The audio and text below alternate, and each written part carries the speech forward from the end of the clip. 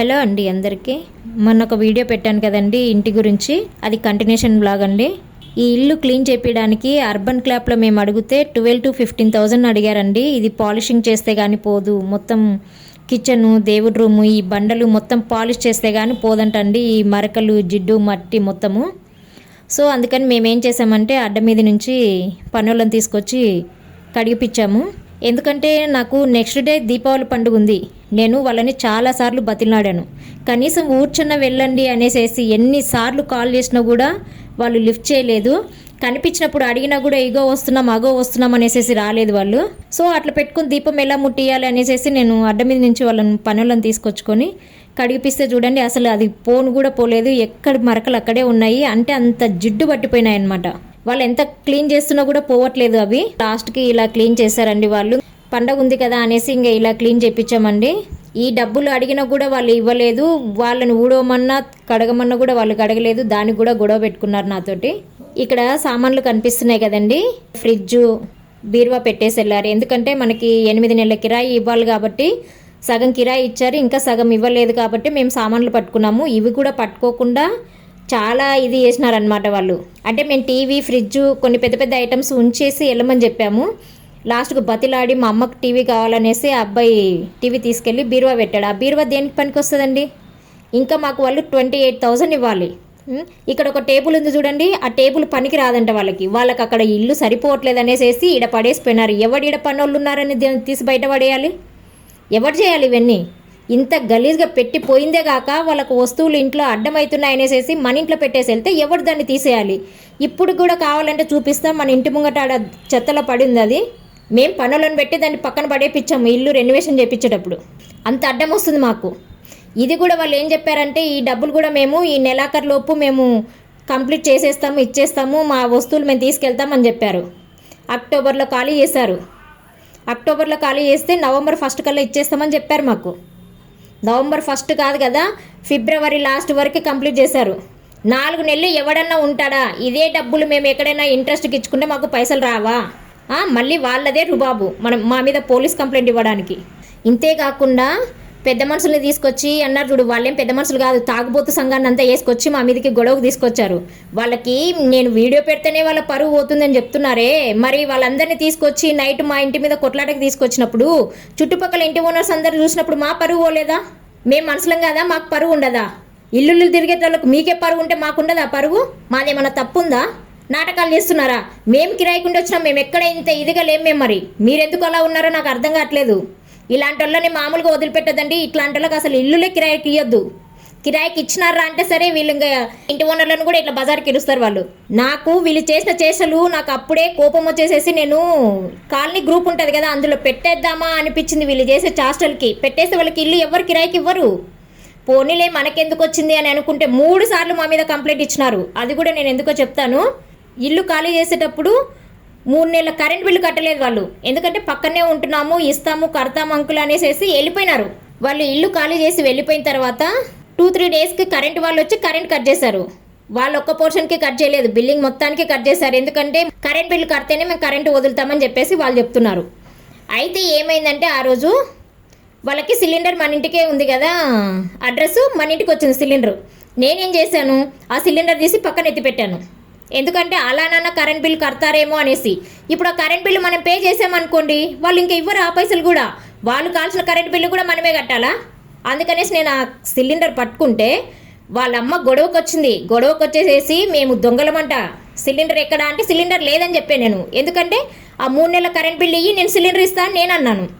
అలా ఎలా అవుతుంది? నువ్వు ఎందుకు ఇవ్వవు? నువ్వు ఇంటి ఓనరు, నువ్వు దొంగతనం చేసినావు, సిలిండర్ దొంగతనం చేసినావు నువ్వు అనేసి పోలీస్ కేసు పెడతా అనేసి ఆ రోజు మామూలుగా రచ్చ చేయలేదమ్మా. ఆమె ఎలా ఉండాలి?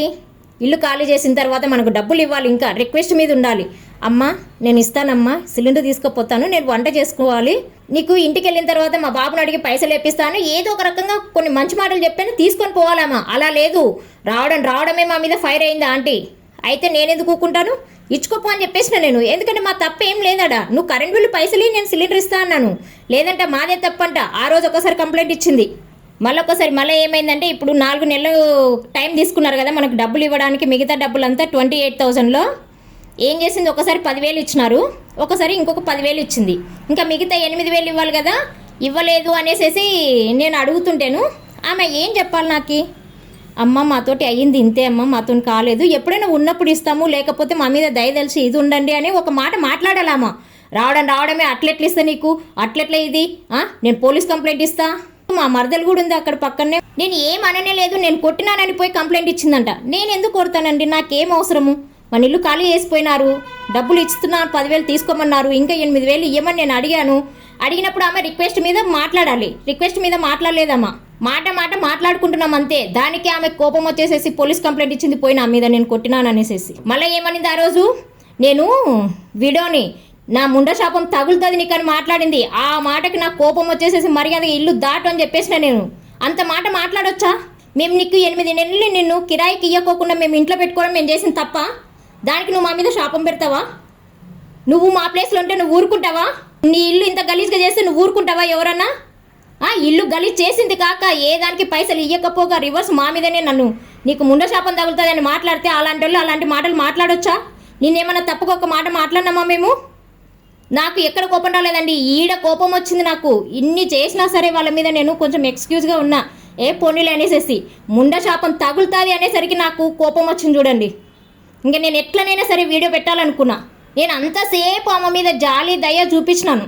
ఎవరికైనా పరిస్థితులు బాగుండవు ఒక్కోసారి, సర్లే పోనీలే ఉన్నాయో లేవో వాళ్ళ దగ్గర సర్దుకొని ఉందామన్నట్టు మేమనుకుంటే అన్ని మాటలు మాట్లాడినాము. అంత పొగరుగా మాట్లాడితే ఏమనాలి మేమను?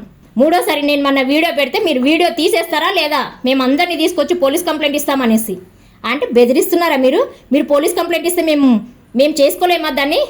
మేము సాల్వ్ చేసుకోలేము అనుకుంటున్నారా? పోలీస్ స్టేషన్కి పోయి నా దగ్గర అన్ని ప్రూఫ్స్తో సహా వీడియోస్ ఉన్నాయి, ఆడియోస్ ఉన్నాయి, అన్నీ ఉన్నాయి నా దగ్గర. ఎవరిది తప్పు ఎవరిది ఒప్పు అనేది వాళ్ళే చెప్పేస్తారు. అంత కళ్ళ కనిపిస్తలేరా మనుషులు మీకు? వీడియో పెట్టిన తర్వాత నేనేమైనా మీ మొహాలు చూపించి వాళ్ళే పలానా మనిషి అని చెప్పినానా? కడుపుకు అన్నం తింటున్నారా, గడ్డి తింటున్నారా? నేను మీ ఇంట్లో కిరాయికి లేను, నేను బయటికి వెళ్ళిపోయినా అనేసి అన్ని మాటలు వస్తున్నాయా? వాళ్ళ ఇంట్లో కిరాయికి ఉన్నప్పుడు కూడా ఒక్క మాట కూడా మాట్లాడేదని కాదు, నా పని ఏందో నేనేందో చేసుకునేది. కనీసం ఇంటి ముందర తూర్చి ముగ్గు కూడా వేసుకోరు. నేను వచ్చిన తర్వాత ఇంటి ముందర ఊడ్చి ముగ్గు వేసుకునేటోళ్ళు. అంటే అంత బందెలతో అయిపోయిందా మా ఇల్లు? మీ ఇల్లులు అయితే మీరు ఇట్లనే చేస్తారా? ఏమంత కళ్ళ కనిపిస్తలేమా మేము? ఇలాంటి వాళ్ళు ఏం చేస్తున్నారు తెలుసా అండి, ఇక్కడ ఇంటి ఓనర్ లేని ఇల్లులు మాత్రమే చూసుకుంటున్నారు. ఇంటి ఓనర్లు ఉండే ఇల్లులు చూసుకుంటే ఇంటి ఓనర్లు ఊరుకోరు కదా ఇట్లా చేస్తే. అందుకనేసి అలాంటి ఇల్లులు వెతుక్కొని పోయినారు. ఇప్పటికి 4 ఇల్లులు ఖాళీ చేసినారు మన ఇంట్లో నుంచి పోయిన తర్వాత. ఎవడు ఉంచుకుంటాడండి ఇలాంటి వాళ్ళను? మేం కాబట్టి ఊరుకున్నాము. ఒక్కసారి చూపిస్తా, బాత్రూమ్ చూద్దురండి వీళ్ళ ఘనకారం ఎట్లుందో. ఈ బాత్రూమ్ ఏమైందంటే అప్పుడు మేము ఈ పోర్షన్లోకి వస్తున్నామని బాత్రూమ్ ఒకటి రెడీ చేపించినాం చూడండి. అయితే ఈ బాత్రూమ్ తయారు చేయించేటప్పుడు వాళ్ళది ట్యాప్ లీకేజ్ ఉందని ఆంటీ చెప్తేను ప్లంబర్ పోయి చూసి వచ్చి మాకు చెప్పిండు, సార్ ఆ బాత్రూమ్ మీకుగా పనికిరాదు, అది పగలగొట్టి చేయించుకోవాల్సిందే.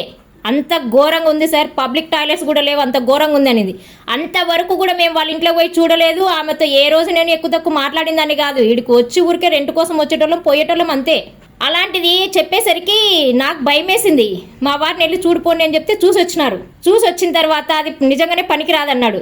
సరే ఒకసారి అర్బన్ క్లాబ్లో బుక్ చేసుకొని నీట్గా వస్తే వచ్చింది, లేకపోతే తయారు చేయించుకుందామనేసి అర్బన్ క్లాబ్లో బుక్ చేసాం మేము బాత్రూమ్ క్లీన్ చేసే వాళ్ళని. ఈ బాత్రూమ్ క్లీన్ చేశారు, దాన్ని చేయించినాను. అవతల బయట ఒక బాత్రూమ్ ఉంది, 2 బాత్రూమ్లు వాళ్ళే వాడుకున్నట్టోళ్ళు. మన పైసలు ఏం కాదండి, వాళ్ళ పైసలు పెట్టే కడిపించాను. అదైతే మాత్రం ఎందుకు, నేను అబద్ధం చెప్పొద్దు. అంత గలీజ్ చేసిన తర్వాత నేను ఎందుకు ఇస్తాను పైసలు దానికి? వాళ్ళు గలీజ్ చేస్తే మేము క్లీన్ చేయించుకోవాలంట. అయితే నేను ఇవ్వనని చెప్పేసిన, మీరే పెట్టుకొని మీరే చేయించుకోండి అంటే పైసలు ఇచ్చేసినారు దానికి. చూడండి ఈ బాత్రూమ్ దేనికైనా పనికి వస్తుందా అండి? పబ్లిక్ టాయిలెట్స్ కూడా కాదు కదా, ఎక్కడైనా ఉంటే చూడండి రైల్వే స్టేషన్లలో కానీ బస్ స్టేషన్లలో కూడా ఉంటాయి చూడండి, అట్లా అంత ఘోరంగా చేసి పెట్టినారు. మొత్తం పాన్పరాకులు ఉమ్మినారు.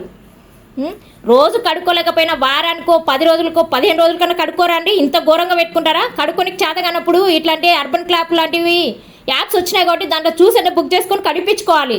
అరే ఇంత గలీజ్గా ఇస్తే ఇంటి ఓనర్ ఏమంటారనే ఇంగిత జ్ఞానం లేదా అండి వీళ్ళకి? ఇదేమన్నా బాత్రూమా? అసలు వాళ్ళు ఎట్లా తింటున్నారు, ఎట్లా స్నానాలు చేసుకుంటున్నారు, ఎట్లా ఉంటున్నారు, వాష్రూమ్కి ఎట్లా పోతున్నారో నాకు అర్థమైతే లేదు ఇప్పటి వరకు. లోపలికి ఇలా చేసినారు, బయటది కూడా చూడండి ఎట్లా చేసి పెట్టినారో. వీళ్ళు రెంట్ ఇస్తలేరని నేనేం చేసినానంటే అండి, ఇప్పుడు డబుల్ బెడ్రూమ్ పోర్షన్ కదా ఇది, ఈ ఒక రూమ్ అనేది బయటకు ఉంది, వాష్రూమ్ బయటకు ఉంది, దాని డోర్ కూడా బయటకు ఉంది. అందుకనేసి అట్లనైనా ఖాళీ చేస్తారనేసి నేను ఒక 2 months బ్యాక్ వేరే వాళ్ళకి కిరాయికి ఇచ్చేస్తాం. అది ఆ బాత్రూమ్ క్లీన్ చేయడానికి ఆ అబ్బాయి వచ్చిందే 2 నెలలు అయింది. ఆ అబ్బాయి దగ్గర పైసలు తీసుకుంది. ఆ బాత్రూమ్ గడిపేయడానికి. ఎవరు గలీజ్ చేసింది? ఆ అబ్బాయి గలీజ్ చేసిండా? వీళ్ళు గలీజ్ చేసేసి ఆ పిల్లని దగ్గర పైసలు ఇప్పించుకొని కడిపించిందంట. నాకు తెలీదు, వాళ్ళు పోయిన తర్వాత అబ్బాయి చెప్పింది నాకు. అందుకనేసేసి ఆ రెంట్ ఈమె కట్ చేసిందంట. ఆ రోజు నేను చెప్పిన, నేనేం రెంట్ తగ్గినా అంటే ఆల్రెడీ అది రెంట్ ఎట్లున్నదంటే ఫస్ట్ మేము ఇచ్చిన వాళ్ళకే 10,000 ఉన్నది. వీళ్ళు వచ్చి 3 years అయింది. 3 years నుంచి మేము రెంట్ పెంచలేదు. 15,000 చెయ్యాలి. మా ధర్మాత్ముడు మా ఆయన ఉన్నాడు ఇంట్లో, 8,000కే కిరాయికి ఇచ్చిండు వాళ్ళకి. నీకు రెంట్ తగ్గించి ఇచ్చింది కాక మళ్ళీ నువ్వు మమ్మల్ని ఇది చేస్తున్నావా? రెంట్ తగ్గించి ఇచ్చింది కాక ఆమెకి ఆ రెంట్ కూడా కట్టుకోకుండా వాళ్ళు మమ్మల్ని ఇచ్చేసినారు. అందుకని నేను ఆ రూము కిరాయికి ఇచ్చేసిన.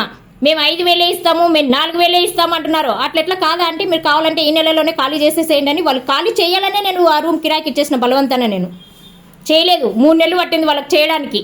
అవి ఇవి అన్నీ కట్ చేసి ఇస్తుందంట పైసలు. అమ్మ ఉట్టి పుణ్యానికి వస్తున్నాయి మాకు. నువ్వు చేసిన గలీజ్ అంతా ఇప్పుడు 15,000 అదంతా పాలిషింగ్ చేయడానికి, అదంతా క్లీన్ చేయడానికి అడుగుతున్నారు. ఎవడియాలి మళ్ళీ అంటే కరెక్ట్ ఇచ్చినారంట, మమ్మల్ని మోసం చేయలేదంట. ఇదే ఘనకార్యాలు చేసేది మీరు. ఇంత గలీజ్ చేసిన తర్వాత ఏ ఇంటి ఓనర్ ఊరుకుంటా నేను అనుకోకుండా? ఇక్కడ ఉన్నది ఉన్నట్టే నేను మాట్లాడుతున్నానండి. నా దగ్గర ప్రూఫ్స్తో సహా ఉన్నాయి. వీడియోలు పెట్టొద్దు కాబట్టి నేను పెట్టట్లేదు. కాకపోతే వాళ్ళ కన్వర్జేషన్ ఉంది, మా కన్వర్జేషన్ మొత్తం ఉందండి, వీడియోస్ అన్నీ.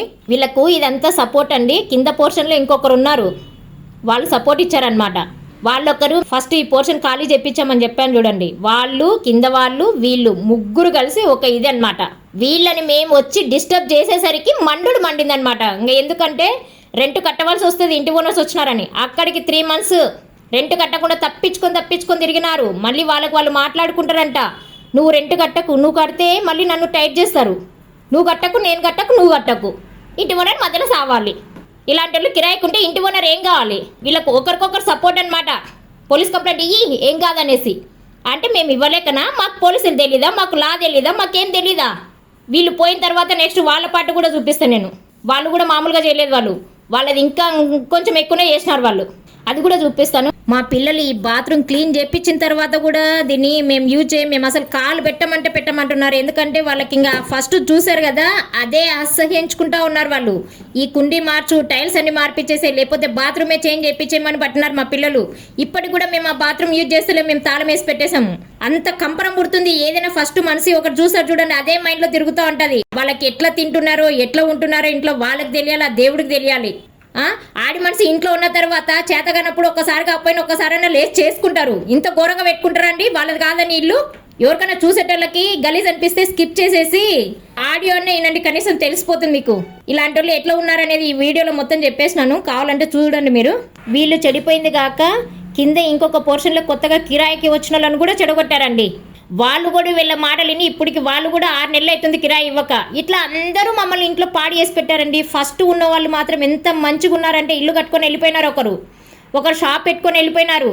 ఇట్లా బ్యాచిలర్స్ బిజినెస్ పెట్టుకొని వేరే ఏరియాకి వెళ్ళిపోయినారు. డబుల్ బెడ్రూమ్ పోర్షన్లో ఫస్ట్ బ్యాచిలర్స్ ఉన్నారు వాళ్ళు. అయినా సరే వాళ్ళ ఇల్లు ఎంత నీట్గా పెట్టుకున్నారంటే అంత నీట్గా పెట్టుకున్నారు వాళ్ళు. ఈ మహాతల్లి వచ్చిన తర్వాతనే ఇల్లు ఇంత గలీజ్ చేసింది. ఇట్లా అందరూ కిరాయిలు ఎక్కువకుండా మమ్మల్ని ఇచ్చేస్తే మేము ఎక్కడికి పోవాలి? మేము లోన్లు ఎట్లా కట్టుకోవాలి? మేము ట్యాక్స్లు ఎట్లా కట్టుకోవాలి? వాటర్ బిల్ ఎట్లా కట్టుకోవాలి? అంత గలీజ్ చేసిపోయిన తర్వాత కలర్లు వేసుకోవాలి, ఇల్లంతా నీట్గా చేయాలంటే ఎంతెంత ఖర్చు అవుతుంది ఇంటి ఓనర్కి? కింద ఒక పోర్షన్లో వేపించేసరికి 10,000 12,000 అడుగుతున్నారు. ఈ డబుల్ బెడ్రూమ్ పోర్షన్కి 30,000 అడిగారు. ఎక్కడికి వెళ్ళి తెచ్చి పెట్టాలి ఇంటి ఓనరు? ఖాళీ చేసిన ప్రతిసారి పెయింట్లు వేసి ఇచ్చుడు, దీనిలో అంతా రిపేర్లు చేయించడానికే సరిపోతుంది మాకు. ఇక్కడ కిరాయిలు వచ్చేది ఏం లేదు. ఇలాంటి వాళ్ళని జాలి దయ అని ఎవ్వరూ తలసొద్దండి. అయ్యో పాపం అని తలుస్తేనే ఇట్లాంటివి వస్తాయి. నేను ఫస్ట్ వీడియోలో చెప్పాను చూడండి, అరిస్తే కరుస్తా అనేటట్టే ఉండాలి వీళ్ళను. సో దయచేసి ఎవరైనా సరే ఇంటి ఓనర్లు చూస్తుంటే మాత్రం వీళ్ళు కట్టగలుగుతారా కిరాయి లేదా, ఇల్లు నీటుగా ఉంచుకోగలుగుతారా లేదా అని చూసి ఇవ్వండి. ఇంకొకటి, ఫస్ట్ వచ్చేటప్పుడే మన రెస్ట్రిక్షన్స్ అని చెప్పుకోవాలండి. మనము ఇల్లు నీట్గా పెట్టుకోండి, లేదంటే మనం కలర్ వేసిస్తే మళ్ళీ కలర్ వేసేయండి వెళ్ళేటప్పుడు అనేది కూడా చెప్పాలి. అలా కూడా చెప్పినాం మేము, ఏది చేయలేదండి. ఇంటి కిరాయి కట్టనికే వాళ్ళకి ఇది అయిపోయింది. సో కిరాయికున్న వాళ్ళు కూడా నేను చెప్పేది ఒకటే అండి, ఇంతకుముందు వీడియోస్లో కూడా చెప్పాను, నేను ఇప్పుడు కూడా చెప్తున్నాను.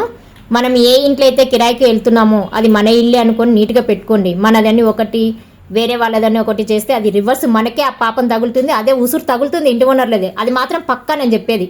కిరాయికి ఉన్న కోపం రావచ్చేమో, కానీ నేను చెప్తున్నా, మేము కూడా కిరాయికి ఉండొచ్చినాము. మరి నన్ను నేను కూడా తిట్టుకోవచ్చు, ఎందుకంటే నేను నీట్గా పెట్టుకున్నా, నాకెందుకు భయము? ఎవరైనా కిరాయికున్న వాళ్ళకి ఈ వీడియోస్ అన్నీ చూస్తే కోపం రావచ్చు. కోపం వస్తే సారీ అండి. ఇందులో వీళ్ళు చేసిన తప్పు ఉంటే వాళ్ళని ఇది చేయండి, లేదంటే నన్ను ఇది చేయండి. ఎందుకంటే వాళ్ళంతా గలీజ్ చేసినారు కాబట్టే నేను వీడియో పెట్టాను. అక్కడికైనా నేను ఊరుకున్నా. వాళ్ళు పోలీస్ కంప్లైంట్ ఇచ్చిన తర్వాతనే నేను పెట్టానండి వీడియో, లేకపోతే పెట్టేదాన్ని కాదు. పోనీలేని నేను ఊరుకున్నాను. నాకు చాలా బాధ కలిగిందండి. అందుకే నేను వీడియోస్ రూపంలో పెట్టుకుంటున్నాను నేను. ఎందుకంటే నెక్స్ట్ టైం మా పిల్లలు చూసినా కూడా ఇలాంటి వాళ్ళకి ఇవ్వద్దు ఫ్యూచర్లో అనేది వాళ్ళకు కూడా తెలియాలనే నేను వీడియోస్ రూపంలో అన్నీ నేను యూట్యూబ్లో స్టోర్ చేసి పెట్టుకుంటున్నానండి. ఎవరిని హర్ట్ చేయాలని అయితే కాదు. చూస్తూనే ఉండండి నా ఛానల్ని. ఓకే అండి, బాయ్.